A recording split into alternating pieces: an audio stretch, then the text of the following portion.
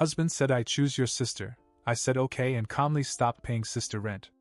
Now they know not to bite the hand that feeds them, and apologize, but I blocked. I'll never forget the way he said it, like he thought he was telling some profound truth. I choose your sister. 4 words. That's all it took to unravel everything I'd built, everything I'd sacrificed. It wasn't just the betrayal of my husband, it was the betrayal of my own sister. Barbara. The one I had bent over backwards for, financially, emotionally, and practically. It was like a slap in the face from both sides, one I never saw coming, although looking back now, the signs were there all along. Jason and I had been together for years. We weren't perfect, but I thought we were solid. I worked long hours at a high-stress job to keep us comfortable. Jason, on the other hand, hadn't worked in over a year. He claimed he was focused on being a stay-at-home dad to Mason, our 3-year-old, but I'll be honest, most of the parenting was still falling on me.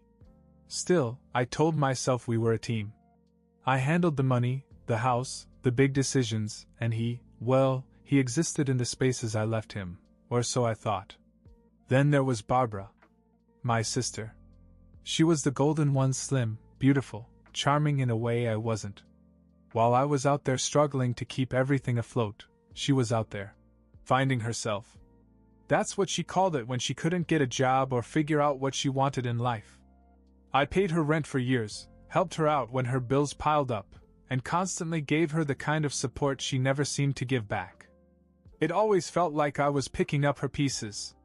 And apparently, while I was busy doing that, she was sleeping with my husband. It all came crashing down one night. Jason had been acting strange for weeks, more irritable, more withdrawn. I assumed he was stressed or restless, maybe even a little resentful that I was working so much. I gave him the benefit of the doubt because that's what I always did. But that night, he sat me down as if he were going to make a heartfelt speech, and instead he dropped a bomb. I've been seeing Barbara for a while now, he said, like I should understand. 5 months. And I realized I chose her. I just stared at him, waiting for the punchline that never came. When I asked him how long he'd been planning to destroy our family, he didn't even flinch. He just shrugged. We're not a family anymore, not really, he said. You're always working, always stressed. You've taken on too much, and honestly, Barbara understands me in a way that you don't. She makes me feel alive again. Alive. That was the word he used, as if I'd sucked the life out of him by keeping a roof over our heads, paying all the bills, and raising our child while he played the role of reluctant stay-at-home dad. And Barbara? She made him feel alive, of course. She had nothing but free time and a rent-free apartment that I paid for. I didn't cry. I didn't scream. I didn't even raise my voice. I looked at him, then at Mason playing with his blocks in the next room, and I knew I couldn't afford to break down. So I nodded like I was agreeing to something mundane, like dinner plans. Okay, I said. Jason blinked at me, clearly expecting me to fight or beg or do something dramatic. Instead, I remained calm. I told him to pack his things and leave the house immediately. You can live out your fantasy with Barbara, I said, but don't expect to come back. And don't expect to have anything to do with Mason. You've already proven that you're not in your right mind. Jason, of course, tried to turn this around on me.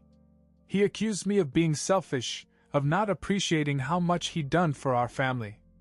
I just stood there and watched him work himself into a self-righteous frenzy, trying to justify the unjustifiable. But I didn't give him the response he wanted. He left that night, suitcase in hand, and moved in with Barbara. And as soon as I saw his taillights disappear down the street, I picked up my phone and canceled the automatic rent payments I'd been making for her apartment. We'll see how long her little fantasy lasts without my money. It didn't take long for reality to set in. The first phone call came a week later. It was Barbara. She sounded desperate, asking me why her rent hadn't been paid. I calmly told her that I'd stopped covering it. You're an adult, I said. You're with Jason now. He can handle it. She stammered something about not being able to afford it, and how it wasn't fair to just cut her off like that. I reminded her that fairness went out the window the moment she decided to sleep with my husband. Then I hung up. The next call was from Jason. He started off angry, accusing me of trying to ruin their relationship out of spite. I laughed at that. You mean the relationship you built by stabbing me in the back? That relationship? I asked. Then I told him the same thing I had told Barbara. I wasn't paying for either of them anymore. You wanted to build a life together? Then go ahead and build it, I said. But you're going to do it without my money. At the end of the month, Barbara and Jason were evicted. Apparently, Jason hadn't been very forthcoming with her about the state of his finances. He had been living off my income for so long that he had no savings, and what Barbara had managed to scrape together wasn't enough to cover rent, let alone everything else. They ended up moving in with a friend of Barbara's, but that arrangement didn't last long. I heard through the grapevine, mostly from Barbara's social media, which I had stopped following but couldn't help but check from time to time, that they were bouncing from couch to couch, struggling to keep their heads above water. Meanwhile, I was thriving. Cutting them off financially lifted a huge weight off my shoulders. I had more money, more time, and more peace of mind.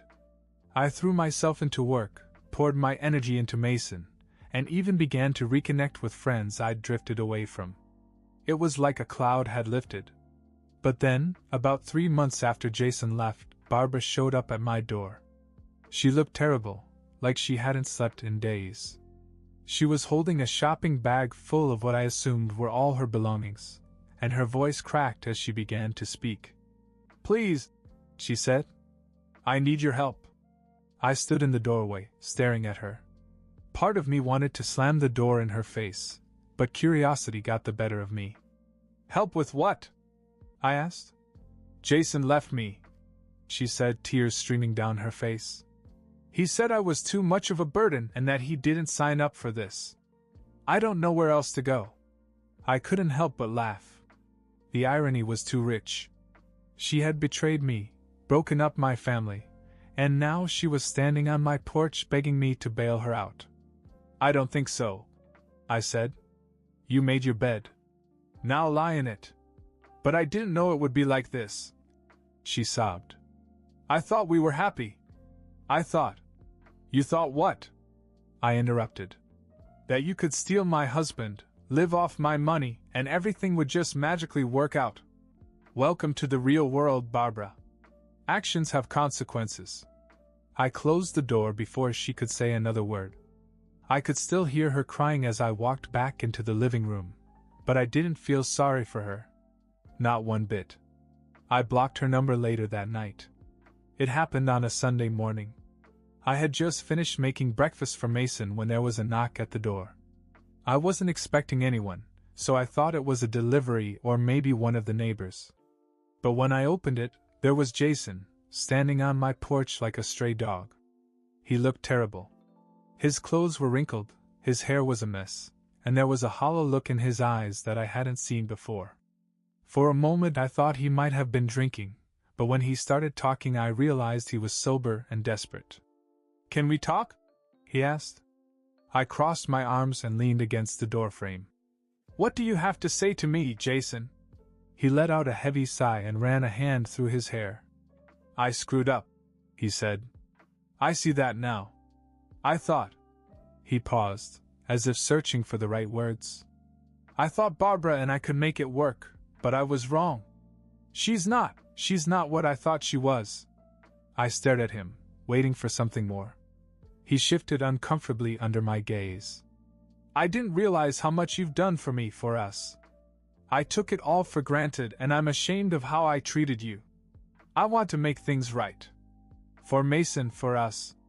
Please, just give me another chance." For a moment, I was stunned by the sheer audacity of his request.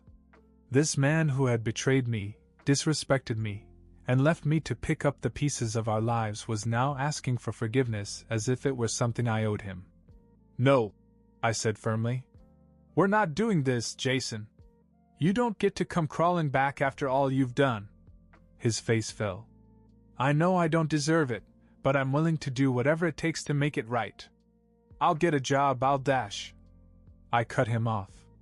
You don't have to do anything for me, Jason. What you do have to do is pay child support. That caught him off guard. Alimony? Yes, I said. You left me and Mason. You left me to fend for myself, and I did. But now it's your turn to contribute. Either you start paying child support, or I'm going to hire a lawyer. And believe me, Jason, the alimony option is the better choice for you. He blinked, obviously not expecting me to be so direct. But I don't have any money, he stammered. Then you'd better get some, I replied. Get a job, pick up extra shifts, sell something, I don't care how you do it. But I'm done being your safety net. If you don't step up, I'll make sure the courts force you to. Jason looked like he was about to argue, but then he must have realized he didn't have a leg to stand on. He nodded slowly, his shoulders slumping in defeat. Fine, he muttered. I'll do it. Good, I said. And while we're at it, we need to finalize the divorce. You wanted out of the marriage, remember? So let's make it official. His eyes widened slightly, as if he hadn't expected me to bring it up. You really want a divorce? Absolutely, I said. We're done, Jason. There's no fixing this, and there's no going back. This is what you wanted, so own it. He didn't say much after that. I handed him a folder with the divorce papers I'd prepared months ago, told him to look them over, and said he'd hear from me soon about the alimony arrangement. Then I closed the door. As I walked back to the kitchen, I felt lighter, like I'd finally closed a chapter of my life that had been weighing me down. Mason was sitting at the table, happily munching on his toast, oblivious to the drama that had just unfolded. I kissed his head and smiled. Jason could keep his shame, his regrets, and his excuses. Mason and I didn't need him, we never did. Finalizing the divorce and handling the alimony was not as messy as I thought it would be, probably because Jason knew he didn't have a leg to stand on. He signed the papers without much of a fight, probably because he didn't want to risk a court battle that would end up costing him more than he could afford. The alimony agreement was simple. He had to contribute financially to Mason's upbringing and pay for some of the household expenses.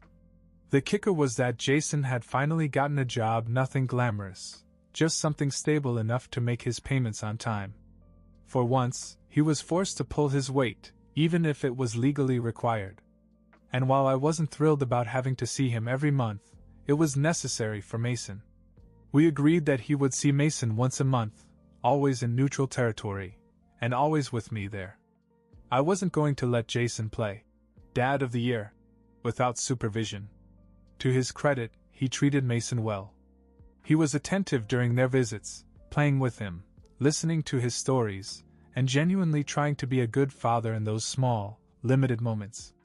I won't lie, sitting through those visits was uncomfortable. Watching Jason pretend he hadn't blown up our lives was infuriating, and I had to bite my tongue more than once to keep from snapping at him. But Mason adored him, and no matter what I thought of Jason, I couldn't take that away from my son. Meanwhile, Barbara was making her own attempts at reconciliation, though she didn't have the courage to do it directly. Instead, she went through our parents. One night I got a call from my mother. "Abigail," she said in that cautious tone she uses when she's about to ask for something she knows I won't like. "Don't you think it's time to move on from Barbara? She's your sister. She's been through a lot." "Been through a lot?" I asked, laughing bitterly. "She brought it on herself. She made a mistake," my mother said. "She's a victim of circumstance. You know how vulnerable she's always been. She's not a victim," I snapped. "She made her choices, and now she has to live with them. I'm not helping her anymore, and I'm certainly not forgiving her." "But Abigail," my father cut in, "you're so smart, so capable. You've always been the one to hold the family together. Can't you be the bigger person here?" I was stunned. It was as if they thought my intelligence made me a doormat, someone who should absorb any betrayal because I was strong enough to handle it. "No," I said firmly. "I'm done being the bigger person. I helped Barbara for years, and she repaid me by stabbing me in the back. I'm not paying her bills, and I'm not letting her back into my life. If you want to help her, that's your choice, but don't expect me to. That was the end of that conversation. For a while, my parents tried to guilt me, saying things like, "Family is everything, and you'll regret this one day." But eventually they stopped. I think they realized I wasn't going to budge. Barbara, on the other hand, didn't stop trying. She sent me messages on social media, emails, even a handwritten letter once, begging me to forgive her. She blamed Jason for everything, said he'd manipulated her, and claimed she missed having me in her life. But I didn't respond. For 8 months, I watched her flounder. She struggled to find work, and from what I heard, she bounced between living with friends and staying with our parents. It wasn't my problem anymore. One day, I blocked her completely. No more texts, no more emails, no more second-hand updates from my parents. She was out of my life forever. I wasn't angry anymore, not really. I just realized I didn't have the energy or desire to carry people who had proven they didn't deserve my support. I had to focus on Mason, my career, and my own peace of mind. Cutting Barbara off and managing the new co-parenting arrangement with Jason wasn't easy, but it gave me something I hadn't felt in years: control over my own life. Finalizing everything with Jason took months, but in the end I felt a huge sense of relief. The divorce was official, the alimony was set, and he was paying it reluctantly, of course, but he knew better than to test me after I got the court involved. We also agreed on his visitation with Mason, once a month, on neutral ground, and always with me present. I won't lie, those visits were awkward. Jason and I barely spoke, and I could tell he hated having me there as a buffer. But he treated Mason well, and Mason adored him, which made it tolerable. I'd do anything for my son, even if it meant sitting through an hour of tense conversation, while Mason played with his dad in the park. As for Barbara, I cut her off completely. She tried to reach me through every possible channel: phone calls, texts, social media, even emails. When I didn't respond, she went through our parents, who wasted no time guilting me. "She's your sister," my mother said during one particularly frustrating call. "She made a mistake, Abigail, but she's a victim of circumstance. Jason manipulated her." "Manipulated her?" I shot back. "She had a choice, Mom. She didn't have to sleep with my husband." "You're smart," my father chimed in. "You're above all this anger. Be the bigger person." I almost laughed. I am the bigger person. That's why I paid her rent for years while she couldn't get her life together. That's why I helped her every time she asked, even when it hurt me. But I'm done being her safety net. She can make it on her own. And with that, I ended the conversation.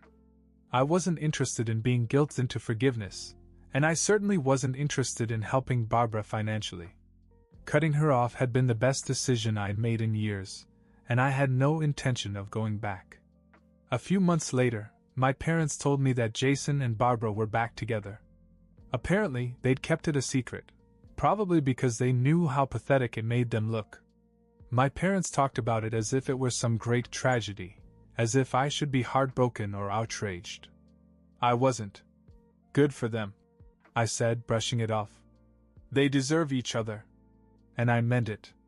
Let them have their drama-filled lives together. I didn't care. I was too busy being happy. You see, in the midst of all the chaos, something unexpected had happened. I met someone. His name is Mark, and he's everything Jason never was: kind, thoughtful, reliable. He actually listens when I talk and makes me feel seen. He brings me flowers just because, not as a half-hearted apology after a fight. Mason loves him too. Mark is patient and funny, always ready to play catch or build Legos, and he treats Mason like he's his own son. Watching them together fills my heart in a way I didn't know was possible. For the first time in years, I feel like a woman again. I'm not working 12-hour days anymore, and I've stopped carrying the weight of the world on my shoulders.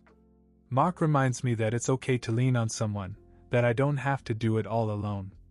Jason may be Mason's biological father, but Mark is the kind of man I want Mason to look up to. And as far as I'm concerned, Barbara and Jason can have their messy, secret relationship. I'm too busy living my best life to care. A few weeks ago, I ran into Jason and Barbara. It wasn't planned. I was at the grocery store with Mason, picking up some snacks for a movie night, and there they were, standing near the frozen food aisle. Barbara froze when she saw me, her eyes darting between Jason and me as if waiting for some kind of confrontation. Jason looked uncomfortable too, but he managed a stiff nod. Mason, blissfully unaware of the tension, waved to his dad. "Hi, Daddy." Jason waved back, but I barely acknowledged him. I just smiled at Mason and said, "Come on, buddy, let's go get your popcorn." Then I walked away without giving either of them another look. It wasn't until I got to the checkout line that I realized how significant that moment was. A year ago, seeing them together would have made my blood boil. I would have felt angry, betrayed, maybe even humiliated. But now, I felt nothing. No anger. No pain. No resentment. Just peace. As Mason chatted about the movie we were going to see, I realized how far I'd come. Jason and Barbara could live their little secret life together, hiding in the shadows and worrying about what other people thought of them. I didn't need revenge or apologies or even closure from them, because I'd already won. I had Mason, I had Mark, and I had a life full of love and joy and possibility. Jason and Barbara were now just a footnote in my story, one I didn't feel the need to revisit. That's when I knew, without a doubt, that I was finally free.